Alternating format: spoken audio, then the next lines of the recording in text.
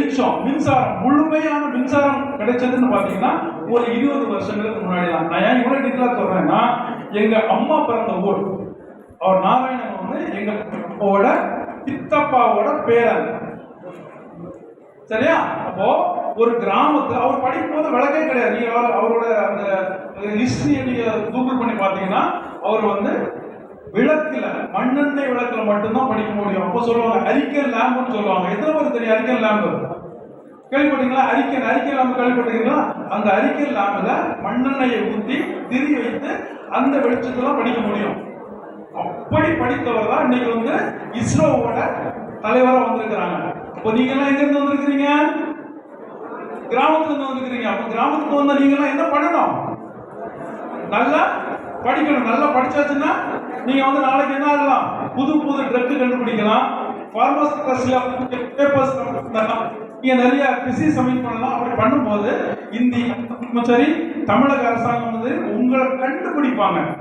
நீங்க எங்க இருக்கிறீங்க, உங்க திறமை என்ன, உங்களுக்கு என்ன பண்ணலாம், உங்களுக்கு என்ன ரெகக்னிஷன் கொடுக்கலாம், உங்களை எந்த பணியில் அமர்த்தலாம் அப்படிங்கிறத பண்ணுவாங்க. இப்போ கிராமத்துல வந்தவர்கள் யாரும் சோடை போனவர்கள் அல்ல.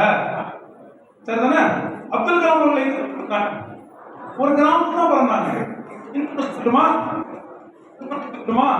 டாக்டர் சைலேந்திர பாபு ஐபிஎஸ் எத்தனை பேருக்கு தெரியும்? டாக்டர் சைலேந்திர பாபு ஐபிஎஸ் அவர்கள் எத்தனை பேருக்கு தெரியும்? தெரியுமா? கேள்விப்பட்டிருக்கீங்களா? நேரில் பார்த்துருக்கீங்களா? அவங்க எங்க பிறந்தாங்க? அதே கன்னியாகுமரி மாவட்டத்துல குளித்துறை அப்படிங்கிற ஒரு கிராமத்துல. இன்னைக்கும் அந்த ஸ்கூல்ல நடுநிலை பள்ளியை தவிர மேல்நிலை பள்ளி, உயர்நிலை பள்ளி கிடையாது. அந்த ஸ்கூல்ல படிச்சவங்க தான் டாக்டர் சைலேந்திர பாபு ஐபிஎஸ். ஒரு டிஜிபி ஆகி சந்தன கடத்தல் வீரப்பண்ண அந்த ஆபரேஷன்ஸ்ல இருந்து எவ்வளவோ சாதனைகள். கோயம்புத்தூர்ல அவங்க கமிஷனராக இருக்கும்போது ஒரு 2 குழந்தைகள் வந்து கொல்லப்பட்ட நேரத்தில் ஷூட்டிங் பண்ணி கேள்விப்பட்டிருக்கீங்களா? அப்போ கிராமத்துல பிறந்தவர்கள் அப்படின்னு சொன்ன ஒரு எண்ணம் உங்களுக்கு இருக்கக்கூடாது. கிராமத்துல இருந்து தான் பெரிய பெரிய தலைவர்கள் எல்லாம் வந்திருக்காங்க. அதற்கு உதாரணம் சிவன். முன்னாடி இஸ்ரோ தலைவர் சிவன் இருந்தார் தெரியுமா? அவரும் கிராமத்துல இருந்து வந்தவர் தான். இப்ப இருக்கிற நாராயணனும் கிராமத்துல இருந்து வந்தவர் தான். அப்துல் கலாமும் கிராமத்துல இருந்து வந்தவர் தான்.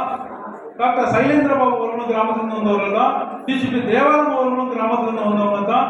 இப்ப ஏடிஜிபி லாண்ட் ஆர்டர் இருக்கக்கூடிய திரு டேவிட்சன் அவர்களும் கிராமத்துல இருந்து வந்தவங்க தான். இப்படி பாத்தீங்கன்னா இன்னைக்கு உலக அளவில், தமிழக அளவில், இந்திய அளவில் இருக்கின்ற பெரிய பெரிய அதிகாரிகள் அத்தனை பேரும் எங்க இருந்து வந்தவங்க? கிராமத்துல இருந்தே வந்தவங்க. இதனால உங்களுக்குள்ள எந்த ஒரு மனப்பான்மையிலும் நீங்க நாம வந்து ஒரு கிராமத்துக்காரங்க, நாம வந்து இங்கிலீஷ் பேச தெரியாது, நம்ம இங்கிலீஷ் பேசிக்க மாட்டோம் அப்படின்னு ஒரு மனப்பான்மை இருக்குங்க. சரி, இதுல சார் நீங்க சொன்னீங்களே உங்க அனுபவத்துல சொன்னீங்களே, என்ன சார் உங்க அனுபவமே சொல்லலன்னு சொல்லி யாராவது கேட்கறீங்களா? கேட்கலையா? ஏன் நீங்க கேட்கணும்? அப்பதான் நான் என் அனுபவத்தை பத்தி பேச முடியும். நான் பேசுறது உங்களுக்கு புரியுதா? நான் பேசுறது உங்களுக்கு விளங்குதா? விளங்குனா you understand my speech? You understand? Okay.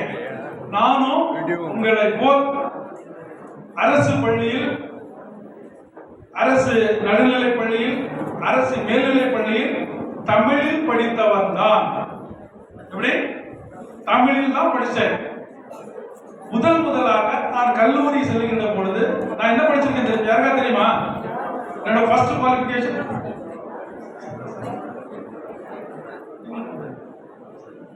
நீங்களும் கிளம்புறீங்க.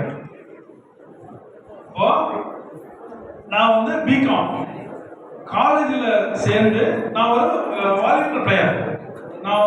எனக்கு வந்து அட்மிஷன் கிடைச்சது வந்து காலேஜில் வந்து ஸ்போர்ட்ஸ் கோட்டாவில் தான் கிடைச்சது. I represent university of Madurai Kamaraj university. நான் காமராஜ் யூனிவர்சிட்டி வரைக்கும் நான் வந்து வாலிபால் விளையாடிருக்கேன், வின் பண்ணியிருக்கிறோம்.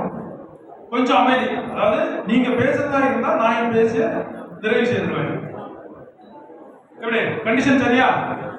இந்த மேடையில வந்து இந்த விழா அரங்கத்துல வந்து ஒண்ணு நான் பேசணும், இல்ல நீங்க பேசணும், இல்ல நான் கேட்கும் போது நீங்க பேசணும். சரியா? அப்போ நான் வந்து பிகாம் ஃபர்ஸ்ட் இயர் காலேஜ்ல சேர்ந்து 4வது நாள் நான் ஹாஸ்டல்ல இருந்து கிளாஸுக்கு வரது கொஞ்சம் லேட் ஆயிடுச்சு. ஃபர்ஸ்ட் பீரியட் அந்த ஃபர்ஸ்ட் பீரியட் வந்து மார்க்கெட்டிங் கிளாஸ். எங்க பேர் ஜேகல், அவங்க பிரின்சிபல் அப்போ ரிட்டையர்ட் ஆயிட்டாங்க. நான் ஏன் இதை சொல்ல வரேன், அப்போ நான் உள்ள வரணும். உள்ள வரும்போது கேட்ல வந்து நிக்கிறேன். நிக்கிறதும் எல்லாரும் சொல்றாங்க சத்யசேகர் வாசல்ல நிக்கிறாருன்னு சொல்லி எல்லாம் சொல்லிட்டு இருக்காங்க. ஆனா அவங்க வந்து ஒண்ணுமே கண்டுக்காம நான் ஒரு 5 நிமிஷம் அப்படி நின்றுட்டு இருந்தேன். போயிடலாமா அப்படின்னு எனக்கு ஒரு மனசுல ஒரு சிந்தனை, ஹாஸ்டலுக்கு போயிடலாம், இல்லைன்னா நம்ம கிரவுண்டுக்கு போயிட்டு அடுத்த பீரியட்ல உள்ள வந்துடலாம், இன்னும் எடுக்கல அப்படின்னு யோசிச்சுட்டே இருக்கேன். அவங்க என்கிட்ட வந்தாங்க, வந்துட்டு தமிழ்ல தான் சொன்னாங்க, என்ன வேணும் நான் உள்ள வரணும், மேக அப்படின்னு என்ன கேளு, அப்பதான் நீ உள்ள வர முடியும் அப்படின்னா. எனக்கு அந்த மே கம்மிங் மேடம் சொல்றத இங்கிலீஷ்ல சொல்றதுக்கு எனக்கு இருக்கும், ஒரு பயம். ஏன் 70 பேர்ல 23 கேர்ள்ஸ் இருக்கிறாங்க, பாய்ஸ். அப்போ மே ஐ கம் இன் மேடம் அப்படிங்கிற ஒரு வார்த்தையை என்னால் உச்சரிக்க இயலாத நிலையில் தான் என்னுடைய கல்வி தகுதி இருந்தது. நல்லா புரிஞ்சுக்கோங்க. மே ஐ கம் இன் மேடம் சொல்லிட்டு ஒரு காலேஜில் இருக்கிற அந்த லெக்சரர் ப்ரொஃபசர், பிரின்சிபல் அப்படிதான் இருப்பாங்க, அவங்க கிட்ட சொல்றதுக்கு நான் வெட்கப்பட்டேன், கூச்சப்பட்டேன். ஆனா இன்னைக்கு இன்டர்நேஷனல் லெவல்ல பல பல்கலைக்கழகங்கள்ல போய் ஆங்கிலத்தில் பேசுகின்ற ஒரு வல்லமையை நான் பெற்றிருக்கேன். கைத்தட்டலாமா?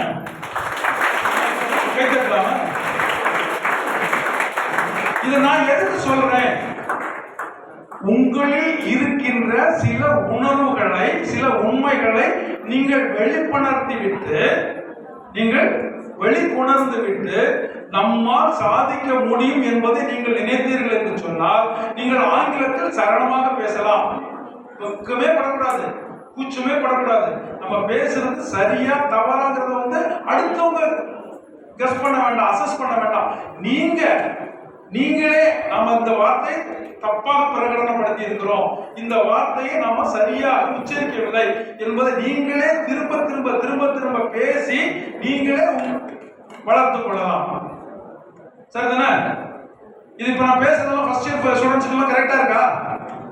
உங்களுக்காக பேசுறேனா, இல்ல உங்களை மாற்றத்துக்காக பேசுறேனா, இல்ல உங்களுடைய உயர்வுக்காக பேசுறேனா? உயர்வுக்காக தான் பேசுறேன், ஒத்துக்கிறீங்க தானே? சரி, இன்னொரு விஷயம் சொல்றேன், எனக்கு ரொம்ப வெட்கப்பட்டு நான் சொல்றேன். இது வந்து அதாவது நான் சொன்னால இந்த அனுபவத்தில் இருந்து, ஏன்னா நீங்க இதெல்லாம் தாண்டி வரணும், இதுக்குள்ள நீங்க இருக்கக்கூடாது, என்ன மாதிரி நீங்க ஆகணும். ஆனா ஆரம்பத்துல வந்து பேஸ்மெண்ட் நர்த்தம் போட்டு அதுக்கு போட்டீங்க. சரி, நான் வந்து பிகாம் ஃபர்ஸ்ட் இயர் முடிஞ்சு, செகண்ட் இயர் முடிஞ்சு, தேர்ட் இயர் பிகாம் மொத்தம் 28 பேப்பர். ஃபர்ஸ்ட் இயர்ல 10 பேப்பர், அப்புறம் செகண்ட் இயர்ல எல்லாம் சேர்த்து தேர்ட் இயர் வரும்போது 28 பேப்பர். ஃபைனல் இயர் ரிசல்ட் ஒவ்வொரு செமஸ்டர்லயுமே வரும். அதை சொன்னா இன்னும் கொஞ்சம் உங்களுக்கு கஷ்டமா இருக்கும். அதையும் சொல்லிடுறேன், நான் சொல்லணும் எல்லாத்தையும் சொல்லிடலாம்ல. ஃபர்ஸ்ட் இயர்ல ஃபர்ஸ்ட் செமஸ்டர் ரிசல்ட் வந்துருக்கு. எல்லா எக்ஸாம் நான் எடுத்துட்டேன். ரிசல்ட் வந்து அனௌன்ஸ் பண்ணுவோம். எங்க ஹெச்ஓடி வந்து அனௌன்ஸ் பண்றாங்க. அனௌன்ஸ் பண்ணும்போது அவுட் ஆஃப் 70 12 பேர் வாஷ் அவுட் அப்படின்னு சொல்லி அனௌன்ஸ் பண்றாங்க. அவுட் ஆஃப் 70ல 12 பேர் வாஷ் அவுட். வாஷ் அவுட்னா என்ன தம்பி? எதுலயுமே பாஸ் ஆகல. அந்த 12 பேர்ல நானும் ஒருத்தர். எப்படி இருக்கு? ஃபர்ஸ்ட் இயர் ஃபர்ஸ்ட் செமஸ்டர்ல வாஷ் அவுட் வாங்குனீங்க, எப்படி சார் இவ்வளவு பெரிய நிறுவனத்துக்கு போனீங்கன்னு கேக்குறீங்களா தானே? வரேன், I'm coming to you. அப்போ வாஷ் அவுட். எப்போ பார்த்தாலும் sports, junior state selection, senior selection, university representation, district representation, எல்லாம் போய் ஆட வேண்டியது, அங்க கப் வாங்க வேண்டியது, வந்து ஹாஸ்டல்ல தூங்க வேண்டியது. ஒரு நாளும் ஒழுங்கா கிளாஸ் வர்றது கிடையாது.